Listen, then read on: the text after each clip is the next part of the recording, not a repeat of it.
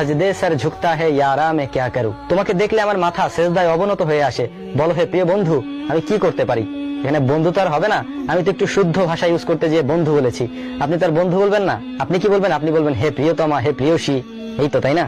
তো প্রথম কলিতে ছিল তোমার মধ্যে আমি রবকে দেখতে পাই, বলো আমি কি করতে পারি। দ্বিতীয় কলিতে আপনি বলছেন তোমাকে দেখলে আমার মাথা সেজদায় অবনত হয়ে আসে, বলো আমি কি করতে পারি। তোমার যত প্রিয়জনই হোক, যত আপনজনই হোক, তাকে দেখে যদি তোমার মাথা সেজদায় অবনত হয়ে আসে, তাহলে তোমার এই অবনত হওয়া মাথাটা কবরে যাওয়ার পর ফেরেশতারা দুর্মুজ দিয়ে ভর্তা বানাবে।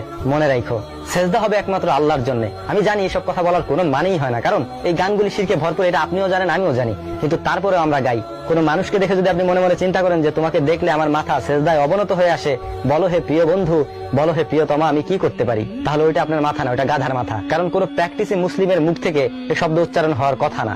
যাই হোক, এটি হলো 1 নম্বর গান। এবার আসি 2য় নম্বর গানে। কয়েকদিন আগে টিকটকে একটি গান খুব চলছিল, সেটি হচ্ছে